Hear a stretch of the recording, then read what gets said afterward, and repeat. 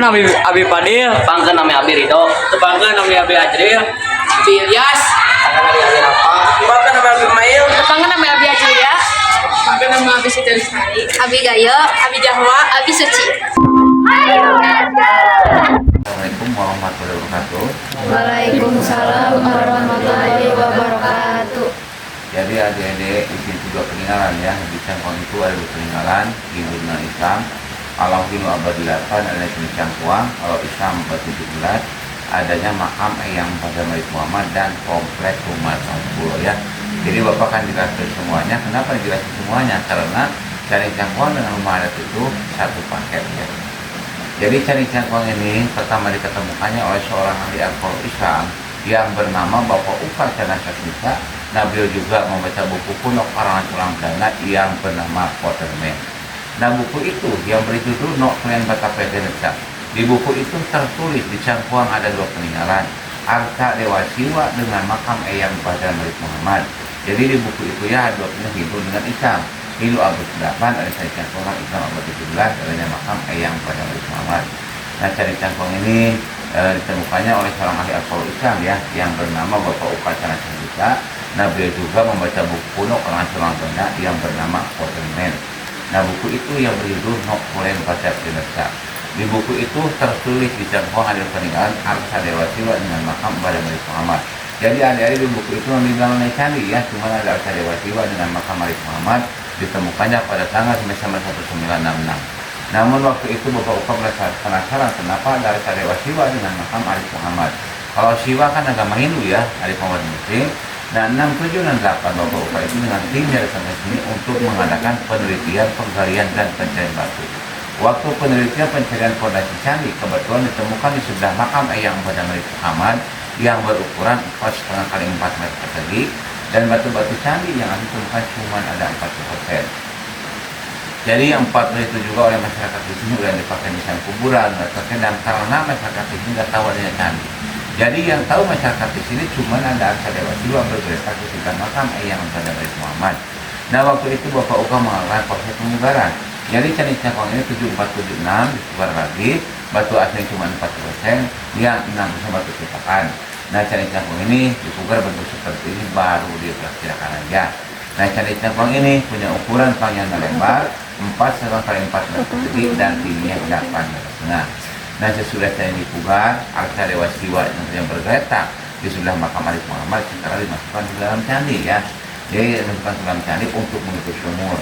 Jadi adik-adik tengah-tengah candi itu ada sebuah sumur dalam 1 meter. Jadi sumur itu dulu tempat penyimpanan abu jenazah agama Hindu.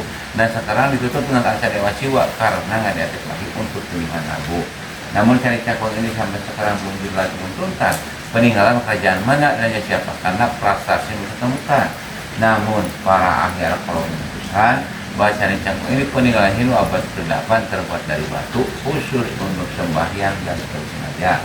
Candi ini dinamakan dengan nama Candi Cangkuang, kebetulan ditemukan di desa Cangkuang dan nama Cangkuang itu diambil dari jenis pohon ya, pohon Cangkuang karena candi ini belum ditemukan prasasinya maka diambil dari nama desa dan nama pohon.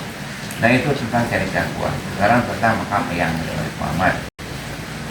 Jadi Eyang pada Malik Muhammad ini beliau dulu seorang panglima perang Kerajaan Mataram waktu dia Sultan Agung. Jadi Arif Muhammad ini disuruh menjalankan tentara VOC ke Batavia gagal, pulang ke kerajaan terpunyai sanksi, beliau sembunyi di Pulau Panjang ini. Jadi sebelum pada Arif Muhammad datang ke Pulau Panjang ini, masyarakat di sini menganut agama Hindu. Nah, datangnya Arif Muhammad abad 17 diislam oleh beliau. Namun waktu Eyang pada Arif Muhammad menentang Malaysia ini secara bertahap. Tradisi dan budaya Hindu sama beliau yang dibuang seperti sesaji, kemenyan dipakai. Nah, yang jadi sebuah bukti bahwa Eyang pada Malik Muhammad penyebar Islam abad 17 yang sekitarnya, yang usia masih sebuah kitab kuno ya, ada Quran kitab Rusud, Fikih, Mu'at, Tauhid, kitab Mu'at, Hafaz Mu'at, Hafaz Lufiti, Idul Adha ya, itu membuktikan bahwa Eyang pada penyebar Islam abad 17 di Cangkuang sekitarnya. Nah, kita itu ada ditemukannya di komplek rumah adat Kampung Pulau. Nah, ini ada kampung ya namanya komplek rumah Kampung Pulau. Nah, dinamakan dengan nama komplek rumah Kampung Pulau karena di tengah pulau. Itu dari keturunan Eyang pada Malik Muhammad. Jadi waktu beliau tinggal di sini menyebarkan Islam di sini. Nah, Eyang pada Malik Muhammad itu punya anak 7, yang 6 perempuan dengan simbol 6 rumah, 1 laki-laki dengan simbol 1 musola. Nah, komplek di sini dari abad 17 sampai sekarang harus tetap 7 bangunan pokok 6 kepala keluarga yang mengisi sekarang generasi yang ke-7 ke 8 ke 9. Jumlah penduduknya sekarang tinggal 19 orang, 10 perempuan dan 9 laki-laki. Karena di komplek kampung di sini adik-adik tidak boleh menambah kepala keluarga. Misalkan anaknya menikah 2 minggu dari sini harus keluar. Nah, terkecuali salah satu dari orang tuanya, ibu atau bapaknya. Jadi anak yang sudah keluar itu bisa masuk lagi ke sini mengisi kekosongan. Namun yang hak menerima waris anak perempuan laki-laki ya. Karena yang melanjutkan jejak kematian Muhammad itu yang 6 perempuan. Anak beliau satu-satunya laki-laki meninggal waktu mau disunat. Makanya di sini ada sebuah tradisi larangan adat. Ya, dua larangan berkaitan dengan satu alasan. Tidak boleh membuat rumah beratap juri, tidak boleh menabung besar, tidak boleh berternak binatang besar yang berkaki 4, tidak boleh jarak ke makam keramat Tangkuang hari Rabu malam Rabu, dan tidak boleh menambah bangunan pokok dan kepala keluarga. Itu yang jadi larangan yang ada di komplek Kampung Pulo. Yang jadi ritualnya di sini ada kebol lekasan, mapak bulan 12 Maulud, 14 Maulud memandikan benda pusaka, terakhir bulan Maulud mileriankeun, dan ritual-ritual yang lainnya masih tetap dilaksanakan.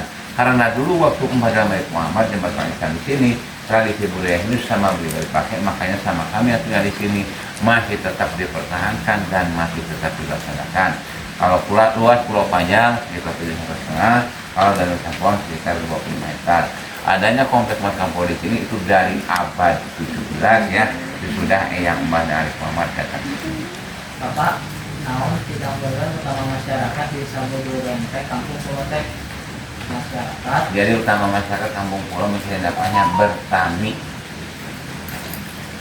Jadi bertani untuk menanam padi itu penghasilan yang inti untuk masyarakat Kampung Pulo.